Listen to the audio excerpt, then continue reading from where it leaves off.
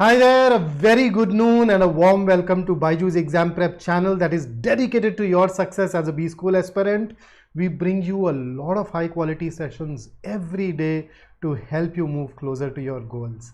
My name is Vikrant and I am your personal coach for all things related to English and communication skills on this particular channel. In fact, if you're also struggling with issues of consistency, etc., then that's another area that I can definitely give you inputs on. Now, if you are new to this channel, don't forget to subscribe to it and press the bell icon so that you do not miss out on any session that we go about conducting. मैंने तो ये देखा यार YouTube से पहले ना हम बोलते थे कि 4 पल की जिंदगी है, राइट? सो ऐसे YouTube भी ना 4 ही है, इसमें भी 4 बटन्स का खेल है, right? So I would really appreciate if you use those 4 buttons rather liberally. What are those 4 buttons, by the way? Like, share, subscribe and bell icon. So please make sure that you use these 4 buttons rather liberally during the course of this particular session.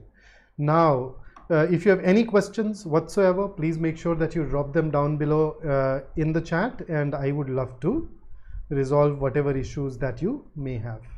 Okay, so this session is going to be all about Parajumbles. So I'd suggest that by now, if you're a serious aspirant, you probably already know the answer to this question, but nonetheless, let's go ahead and dive into this.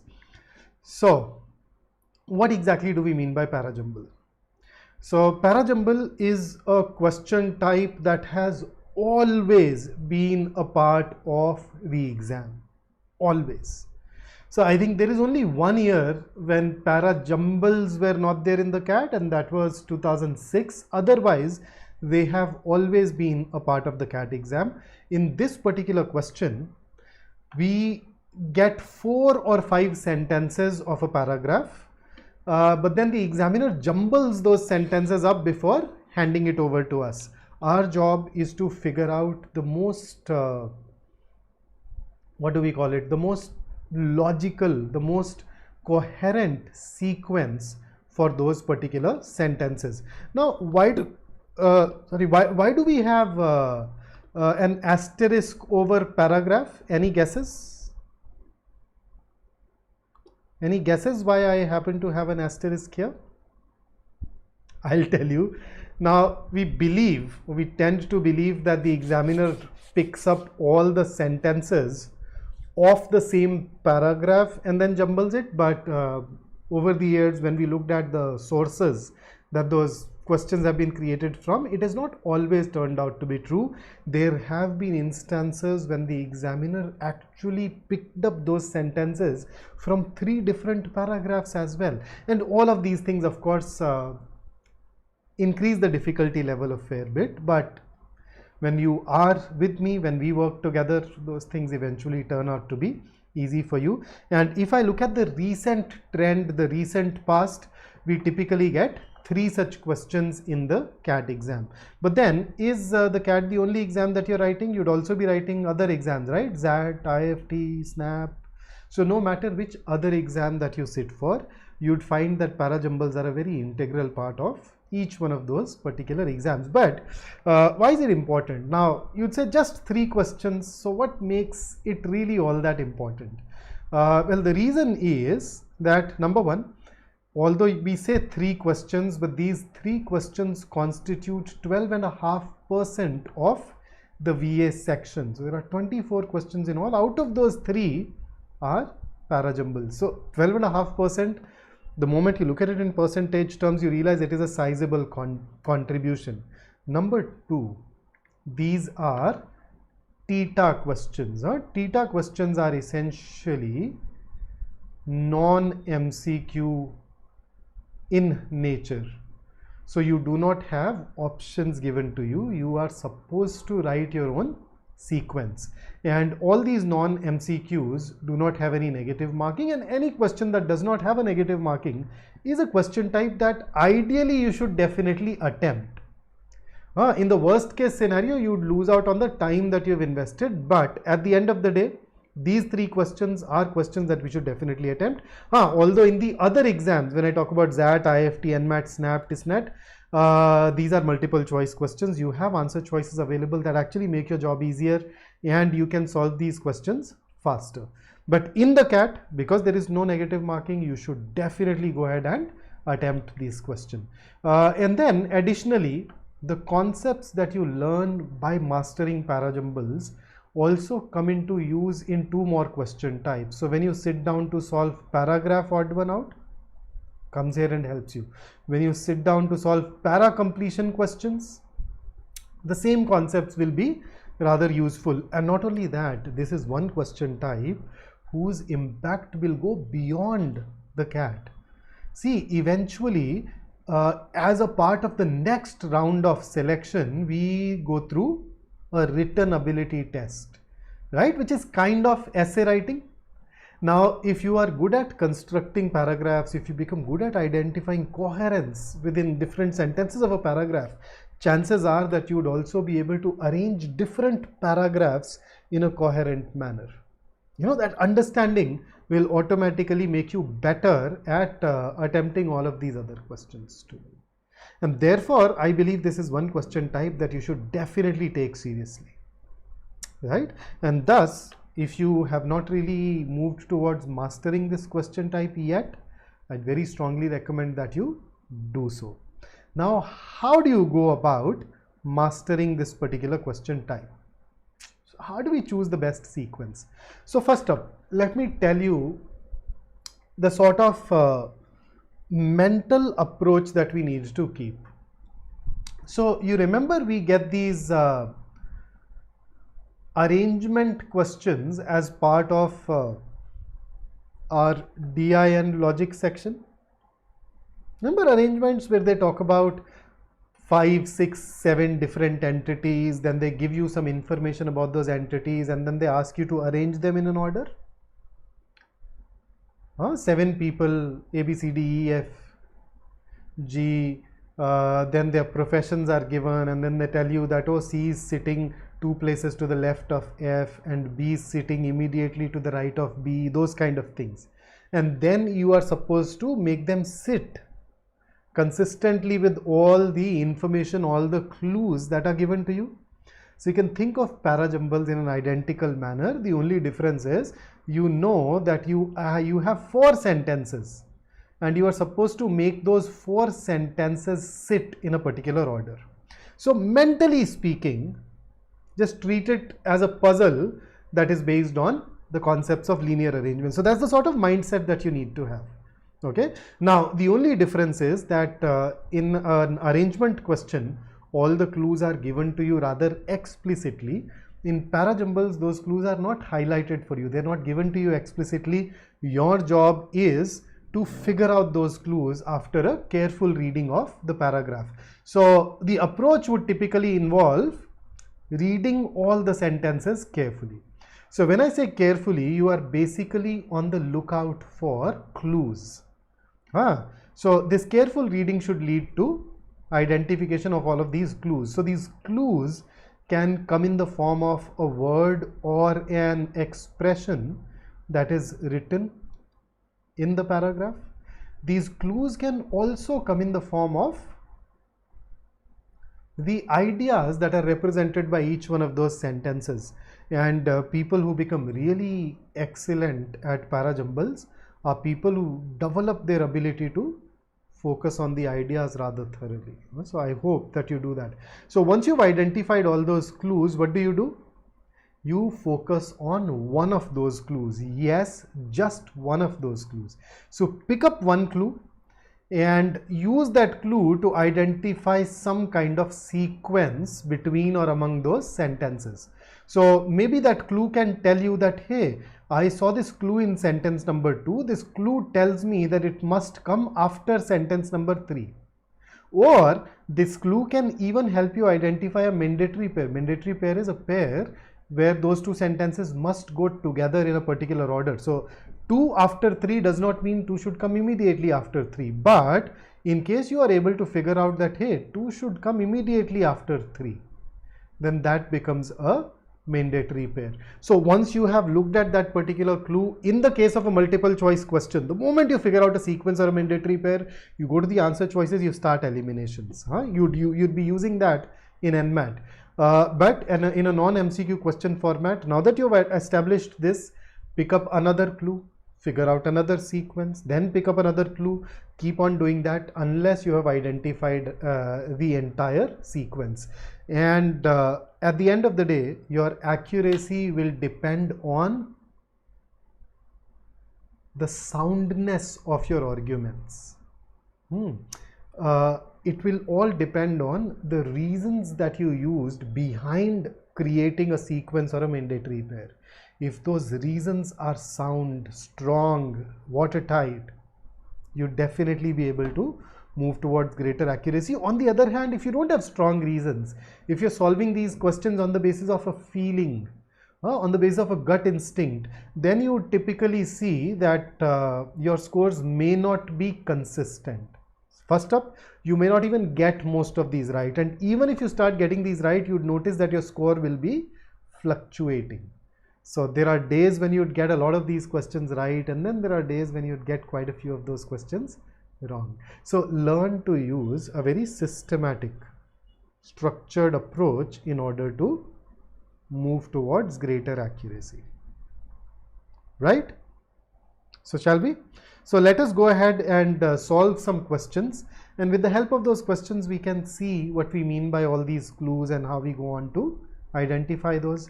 So here is a set of directions for the questions for you. In each one of these questions you'd get 4 sentences that are jumbled. If you properly sequence them, you'd be able to create a coherent paragraph, and then each sentence is labeled with a number 1, 2, 3, 4. Decide on the proper order and write your answer in the comment box down below. In the exam, you are of course supposed to type it in using your keypad. So here is your first question on the screen. Take your time and share your answer with me in the comment box. Hi Ankita, Sai, what's up? Sai Banot, I haven't seen you earlier. It's good to see you here.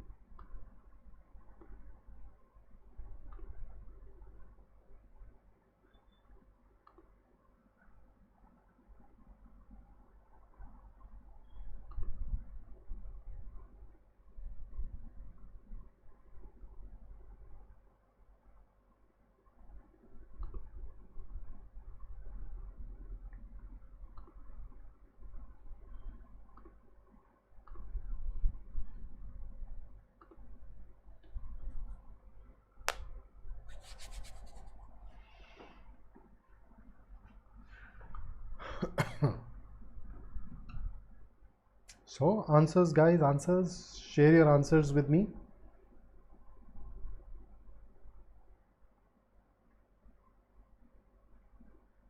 Okay, so Ashish has shared his take. Now when it comes down to solving these, we read and identify clues. So let's begin with sentence 1. However, with time it becomes an exaggerated form of self-display, turning it into the most common fault of mankind. So I see 2 things here. The first is however. However is an adverb. When it comes at the beginning of a sentence, what does it tell us? It tells us that the idea given in this sentence is in contrast with the idea that was given before this sentence. So however is known as a transitional expression of contrast. It joins 2 ideas which are opposites. So the moment I see this however, I know that I need to have a sentence right before one that gives me an idea that is opposite of one. The second thing that I see here is the pronoun it. Now you know about nouns and pronouns, right? A pronoun's job is to replace a noun. So usually, not always, but usually a pronoun comes after the noun that it replaces. So that is there. Then second, egotism is the product of a perfectly natural desire to display oneself. What is egotism? Egotism is talking a lot about yourself, bragging, so to say. So you can talk about something good that has happened to you, something bad that has happened to you, but you talk about it in such a manner that you suggest that, oh, you are somebody who's gone through some special experiences, special feelings, special things. That is egotism. Is the product of a perfectly natural desire to display oneself. Then third, once again, has a pronoun. This is necessary as it impairs the personality and frustrates all efforts at self-improvement. So what is necessary?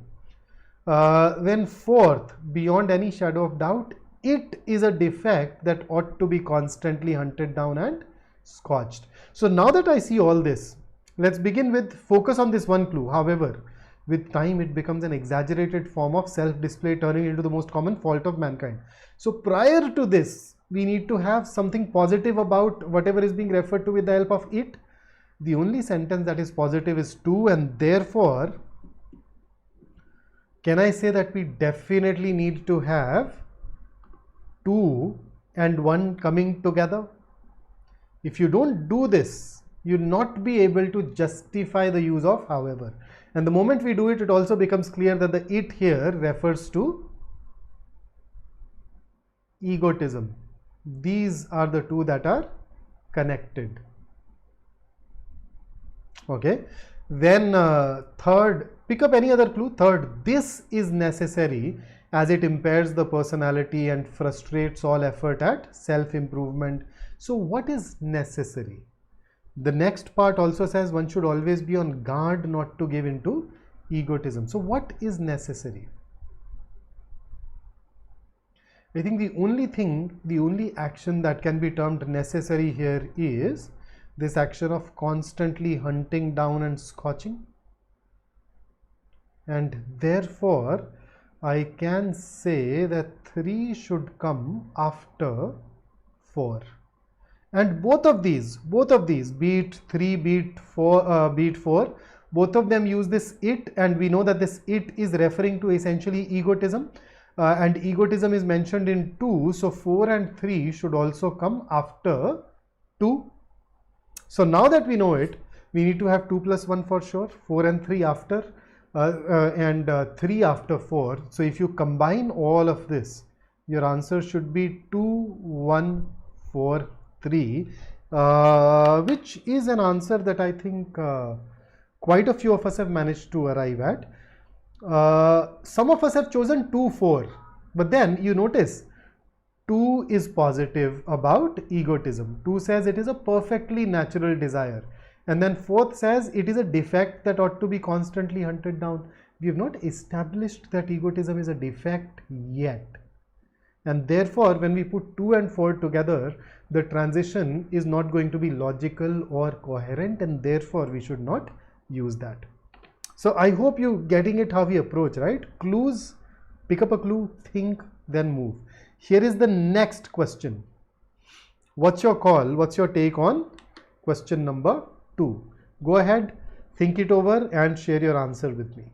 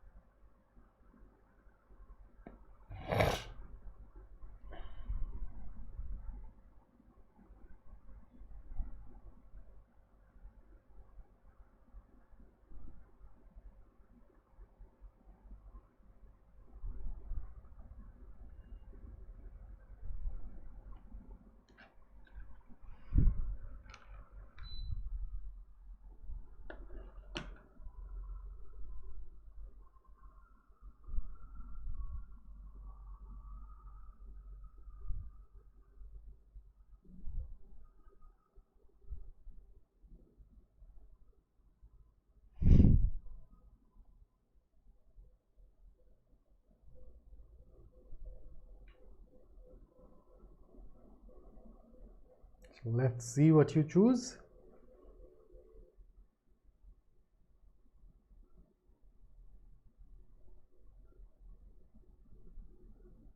Okay, so 2 answers so far.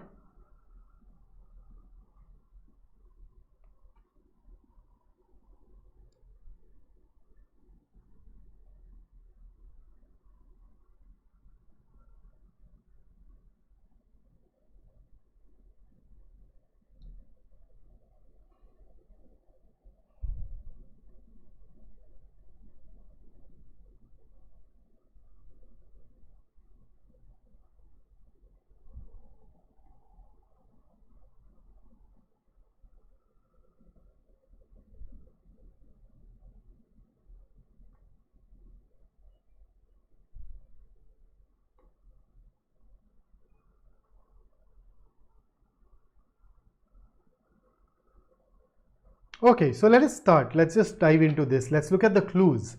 Second starts with and. Fourth has it happens. Right? So if we start combining these, where do we get? Where do we reach? So let's see. First says, since the beginning of modern civilization, there has been and always will be something that people do not agree with.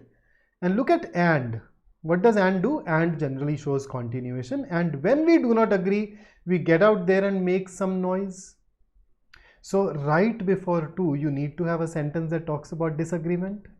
And that sentence is 1. And therefore, we definitely need to have 1 and 2 coming in together. Then third talks about the whimsy in us all has strange ways of expressing itself. Fourth says, for many, it happens. What happens? At these very protests, on their very signs. So because I see these very protests, and second says, we get out there and make some noise. This essentially tells me that 4 should come after 2. Now, can I put 4 immediately after 2? Can I put it immediately after 2? Now, the problem is, look at 2. 2 talks about make some noise. Now, when you hear of making noise, we generally think of the auditory noise, okay? The noise produced through our sound. But 4th does not talk about sound. 4th talks about signs. So, somehow going from 2 to 4 appears a little illogical, abrupt. How do I go from sound to signs?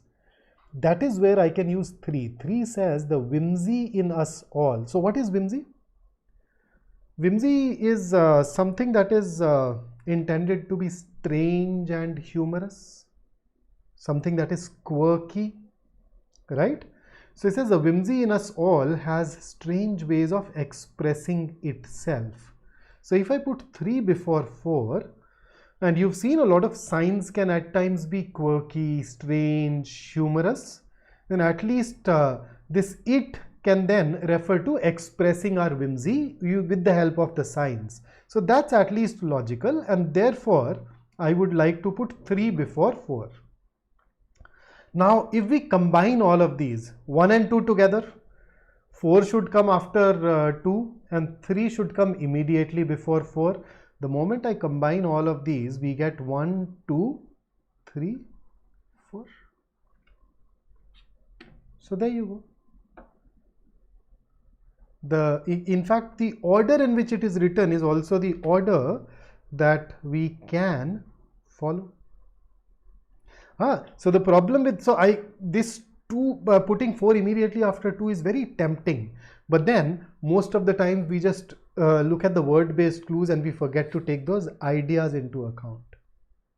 So if you start using those ideas, you would realize that 4 immediately after 2 will not make sense. So 1, 2, 3 and 4. It's really nice to see some of us have definitely gotten this right. Pratyush, Munawar, definitely there. The rest of us generally missed out on just one odd thing. And those of us who have kept 2 and 4 together, my suggestion is for the next few days, let's just focus on idea behind every sentence. Spend some time discovering that and you would suddenly notice Not exactly suddenly, but in another 5, 7, 10 days, you'd notice that your accuracy rate has become a lot better. Okay, here is the next one. Question number 3 on your screen. Go ahead and tell me what you think.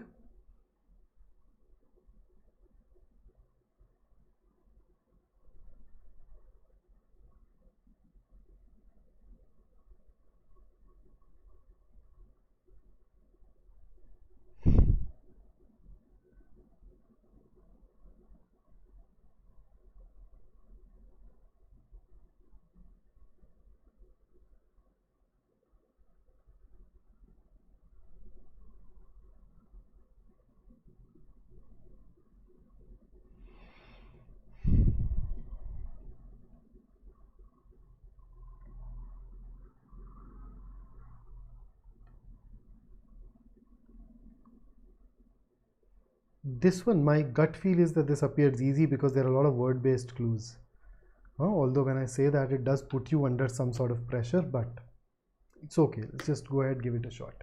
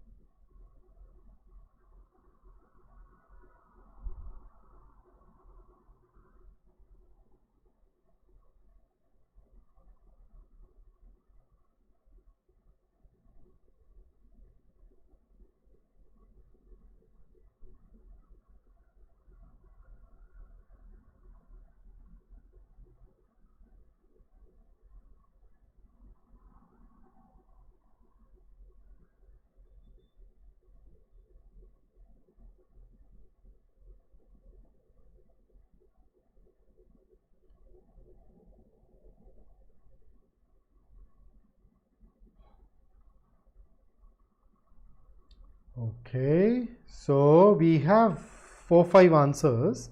Let's just look into it. Now, I called it easy because one of the clues that exists in Parajumbles is the chronological sequence. Things happen on a timeline, right? So when I look at then talks about an event that happens after some other event. Then later talks about something that happens after what took place earlier. And then fourth has initially, where initially talks about something that of course happened at the beginning of something, right? So if we combine these, I think in fact all of you so far has given a stellar job of it. We can definitely arrive at 1, 4, 3, 2. Absolutely right.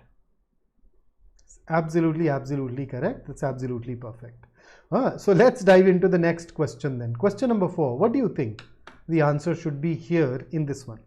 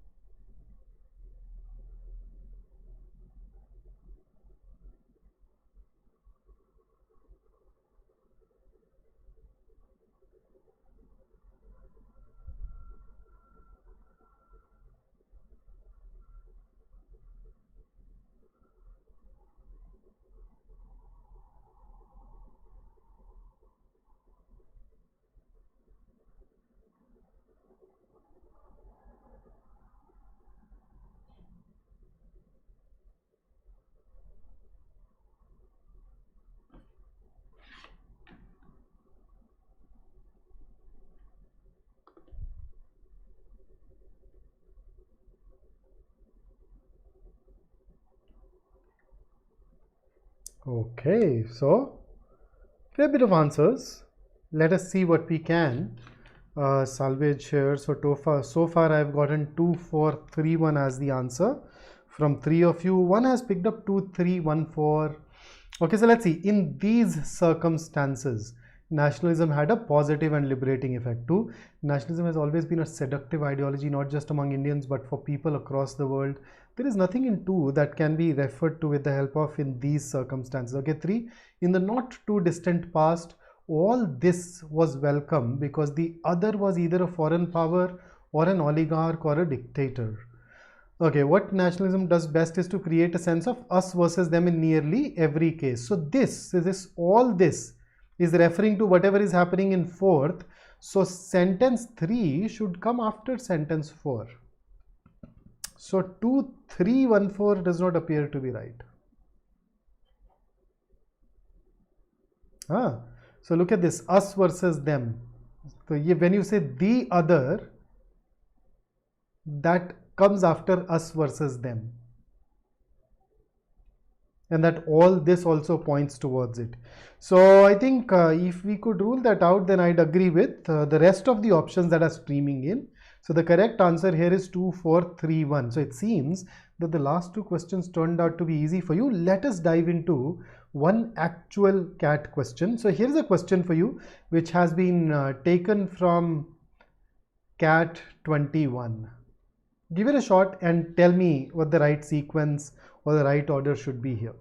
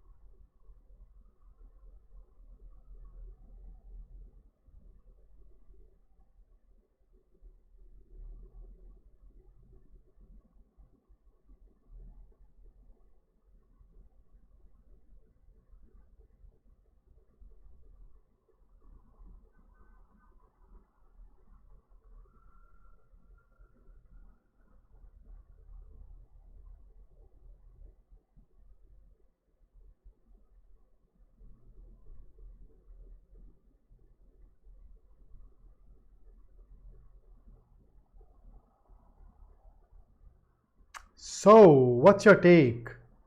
Trickier? Okay, so let us see. Now let me tell you something. First up, the half a century ago of 4 and this but today of 1 tells you something important. So we know but shows contrast. So but today, the sentence coming before it should talk about earlier.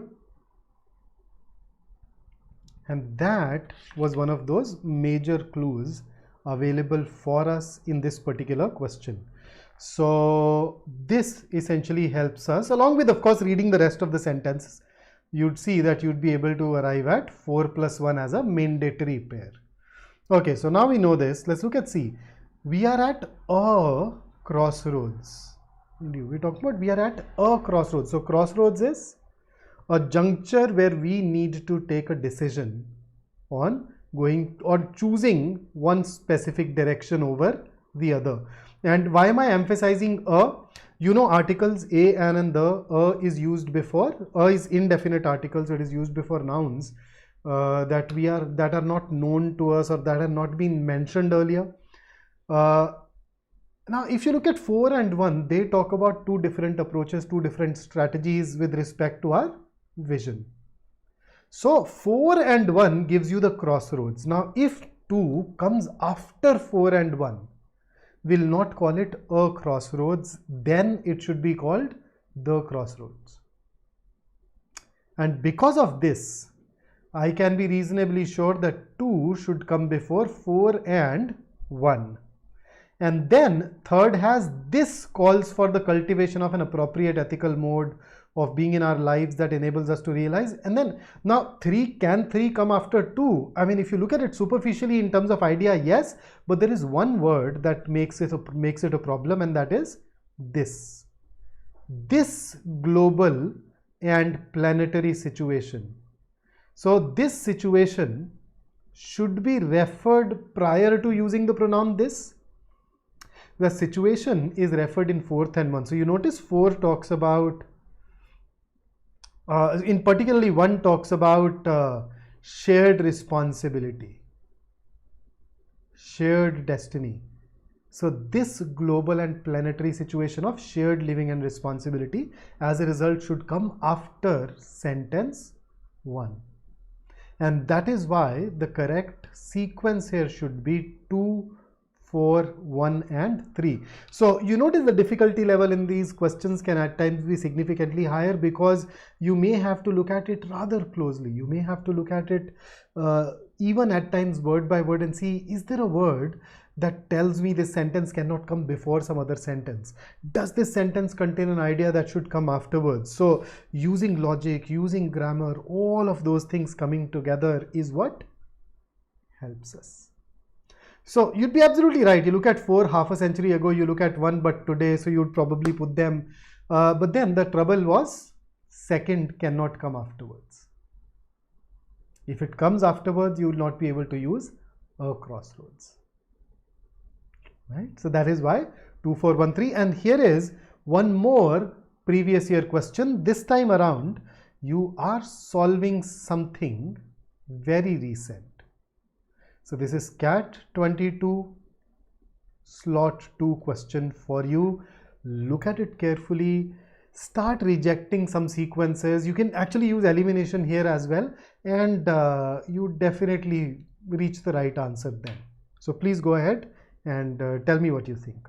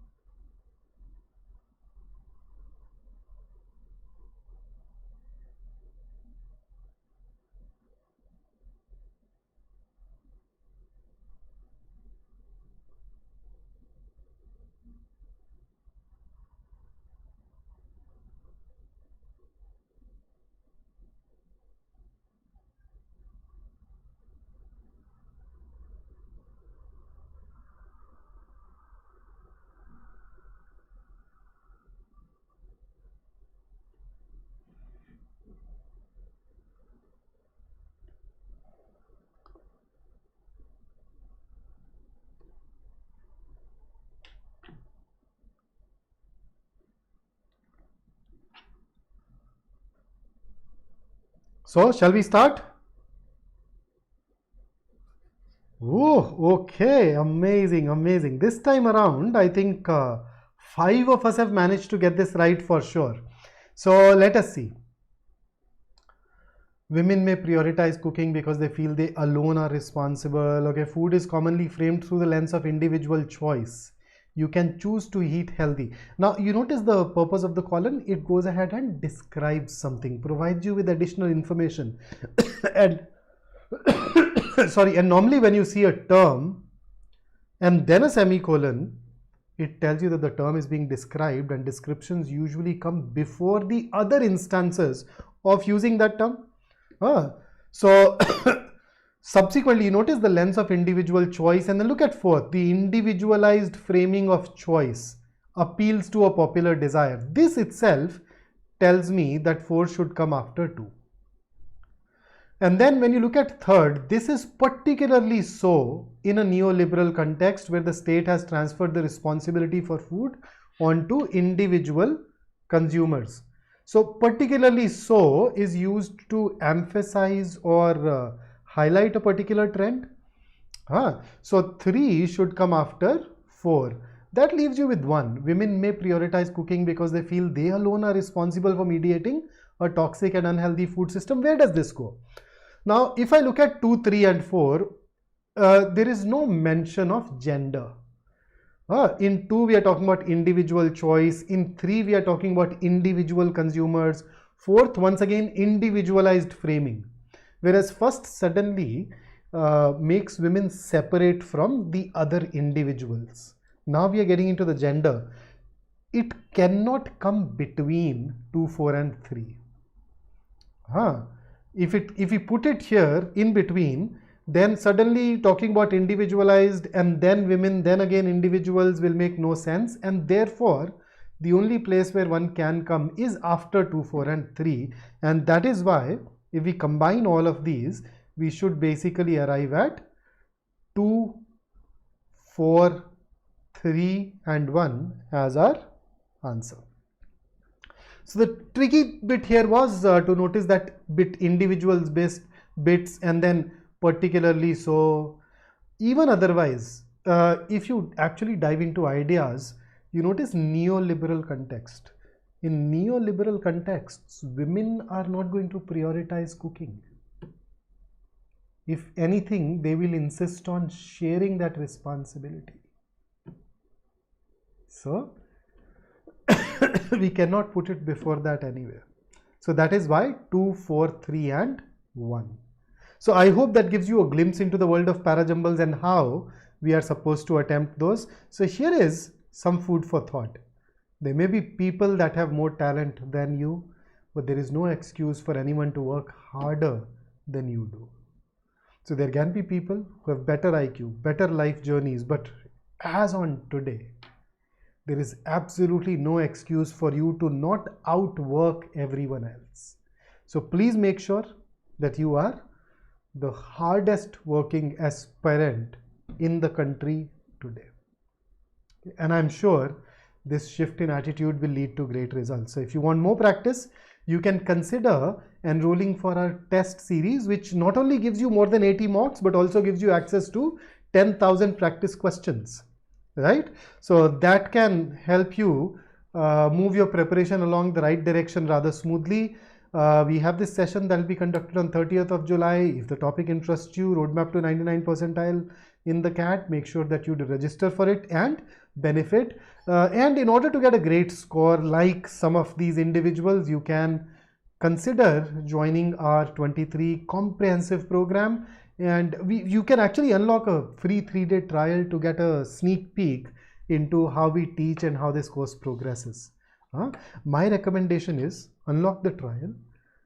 There are some topics that you find challenging. Those topics could be in English, those topics could be in quant, whatever. So some of those topics could be available to you.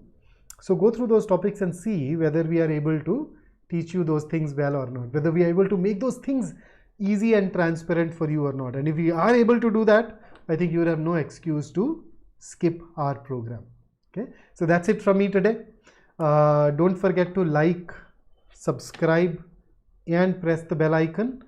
And I once again see you tomorrow, where we practice a bit of RC, and maybe if I'm in the mood, we'd pick up some other verbal ability question type as well. But primarily so far I've been thinking more of reading comprehensions. If you want to practice some RC, join me at 12 tomorrow. So until then, stay safe, stay focused, stay in touch. Have a great Sunday ahead, and we'll meet once again at 12 tomorrow. Take care.